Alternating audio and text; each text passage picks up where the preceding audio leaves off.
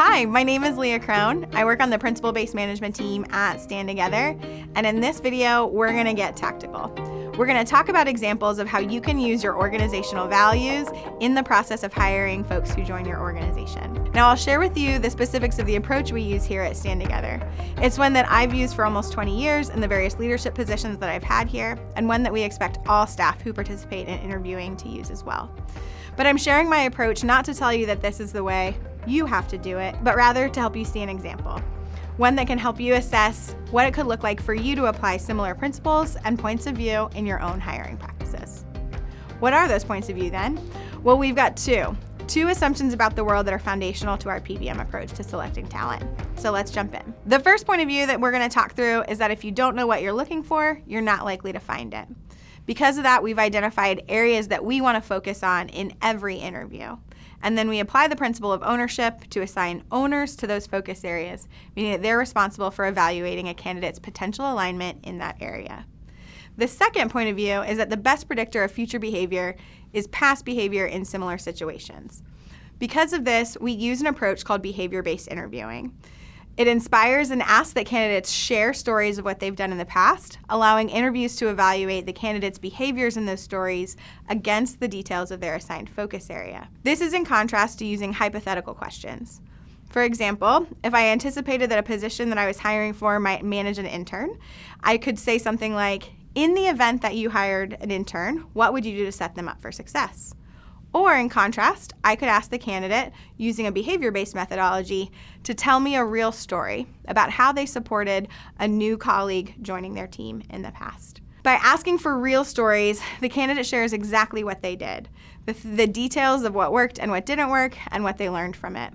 And this is very different than the hypothetical, where they're giving you their best guess at the best answer. So let's dive deeper into focus areas. You'll see on your screen our values here at Stand Together. And then here are the focus areas that we currently use for hiring. You'll notice there's a pretty strong overlap. Of the 6 focus areas, 4 are simply combinations of our values. 1 is the knowledge and skills needed for the role, and 1 is alignment with our North Star. Now, if I were assigned a focus area related to our values or knowledge and skills, I'm going to use behavior-based interviewing, soliciting examples of how this candidate used their skills or their values to help them succeed in their previous experiences. But for alignment with our North Star, I'm going to tackle it differently. I'm trying to understand, essentially, does this candidate see the world the way that we do? And that is often better explored through simple dialogue as opposed to storytelling. Our North Star references the principles of human progress, one of which is dignity. So let's look at what I might do if I'm trying to understand alignment there.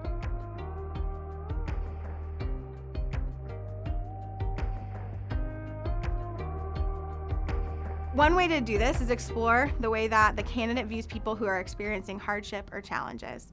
Let's use homelessness as an example. Do they believe that someone experiencing homelessness needs to be fixed? Do they believe that there's a problem inside of them, that they're broken, and that others need to tell them how to live their lives better? That would be a disappointing answer. What we're looking for instead is values like dignity and bottom-up reflected in the answer that they offer. We believe that all people have it within them to transform their experiences, and often they know what they need better than any of us might. So as an interviewer, I'm listening and evaluating the answers that I get from the candidates and trying to think through what they think makes, let's say, a policy or a nonprofit strategy or program ineffective or problematic. Does that track with our own points of view?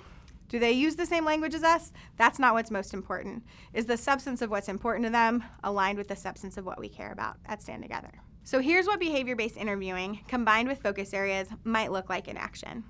Imagine that you're a candidate interviewing for a position here at Stand Together. Now you might meet 6 interviewers, each one assigned a different focus area, and one of those interviewers is me. My assigned focus area is principled entrepreneurship and transformation. Within that focus area, I might want to understand things like how you've driven change as a leader, how you think through mitigating risk, or how you react when you get challenged or pushback from people on your team as you try to implement those plans. I'm going to introduce one more mental model, something that principle-based management has to offer behavior-based interviewing. And that's, of course, an acronym, SBO. We want to understand the situation in the story, the behavior from the candidate, and the outcome, or how the story turned out. Remember, with situation, our foundational assumption is that the best predictor of future behavior is past behavior in similar situations. So I want to evaluate the situation and the story that the candidate's sharing with me against situations they might be in our organization. Behavior. We want to understand the choices that the candidate made, their personal behaviors, not what the process was or the way they were told what to do, but their choices. And then knowing how it all turns out, or the outcome, helps us understand the information that they just shared and put it in context of what might happen in our organization. So does that paint a picture? I hope so. And I hope you found this summary of focus areas and behavior-based interviewing helpful. I encourage you to consider 2 actions that you could take right away to apply this approach in your organization. Good luck.